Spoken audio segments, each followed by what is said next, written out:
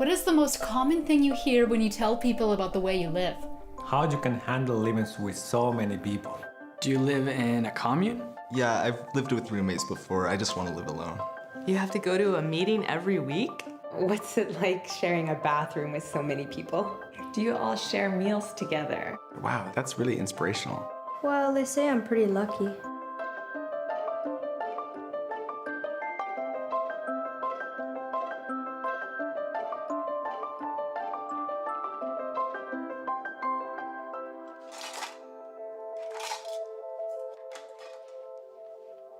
I truly believe that collective housing is a great alternative to raise kids. It's like a very concentrated, incubator for learning. They just see and learn and understand other ways to do things. And this is Eric's room. They got a bathroom too on this side. 4 bathrooms. And this is our room. Look it up. Oh, it's so big. Maybe a place to put your toys and books in one place. We have to build like a big closet for us over there. Yeah. How you guys like it? It's good, yeah. It's like the Chinese. They get,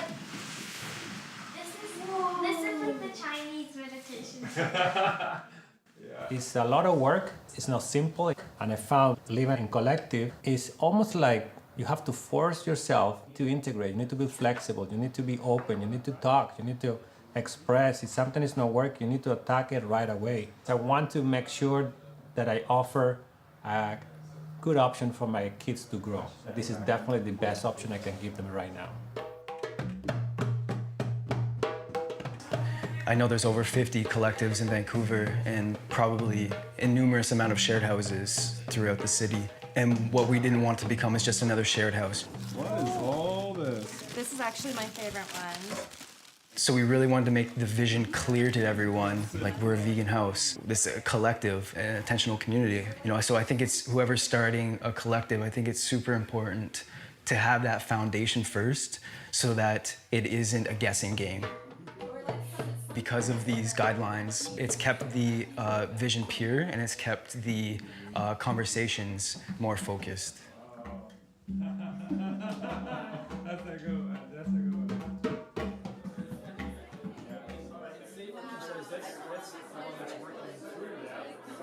Potlucks are a big part of this, sharing food, sharing friends, sharing music, and having a place in the city where we can come and just be ourselves. Everyone who comes in really feels loved here, and so and they oftentimes ask, "Hey, if there's a room that opens up, please let us know." It's pretty spectacular seeing all of you guys here as we celebrate the final celebration here in our home. Yeah, so thanks everyone for coming. All the smiles on people's faces when they come in, I just feel like they've just been uplifted. So it's hard. I think it's really hard to leave right now. Sadly, the house is going to have its new owners move in, and she is slated to be torn down. Although that this is the reality of what's happening in our city, there's still a lot of gratitude for at least having the opportunity to be here with her for almost a year. And we really got to sort of give her a nice send-off.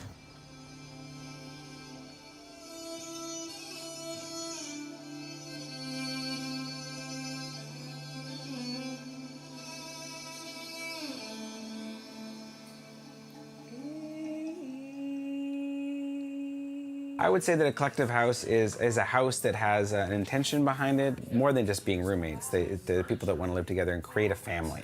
Thank you, tall cedar trees.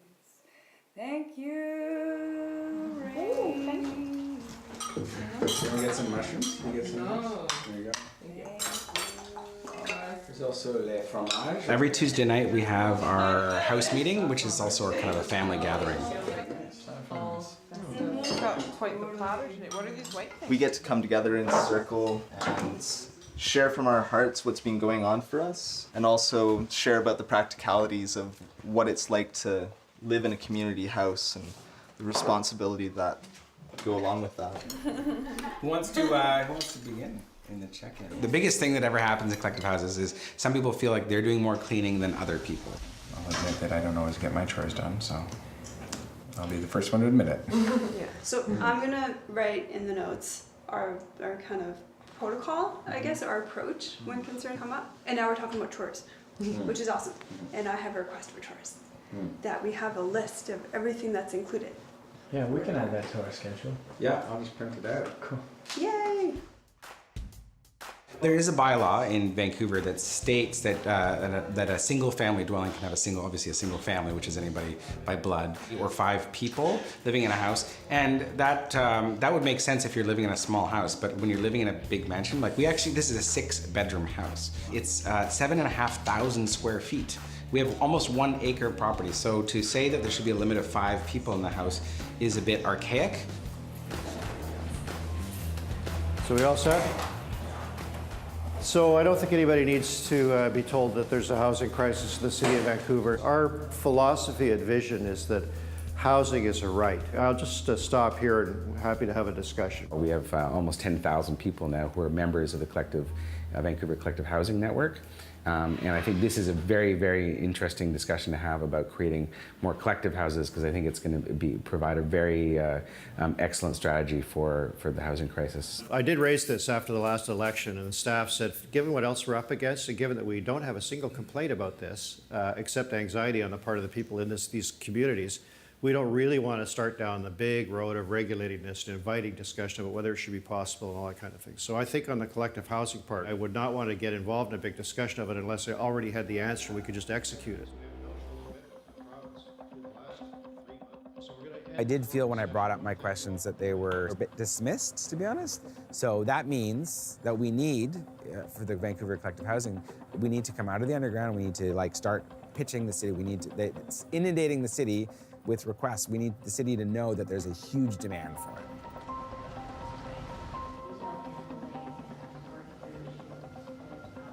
I've heard of collective housing, and I think that it's a fantastic option. It's something we certainly should be supporting here at the City of Vancouver. And we're on to Councillor DeGenova. Thank you very much, Mr. Mayor. The zoning and development bylaw is bylaw 3575. Page 5 in section 2 defines a family. Collective housing offers a unique living environment with a family-like setting. However, under the city's current definition and bylaws, many collective homes, or multi-generational homes for that fact, would be prohibited under the current bylaws. Mr. City Manager, can you Thanks, give us Mr. the Mayor and latest? Council. Yeah, we have heard before that there is a need to review that, and it's certainly on our work plan for the reset. And is there a time frame? It'll be early next year that we'll be coming back with the details recommendations. Great, thank you very much. Okay.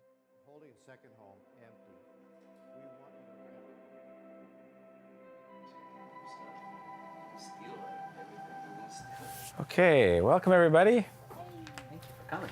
Thank you. This is awesome. I'm really happy that everyone was able to make it. The intention of the meeting is to create a nonprofit society and to figure out sort of the goals and missions of this society. What do you think makes a collective house? Yeah, I think a shared vision. Genuine connection. Shared agreements. Shared agreements is an important one. Intention. There's so many different options for collective living, and it can create not just a solution for the housing problem, but also make people happier.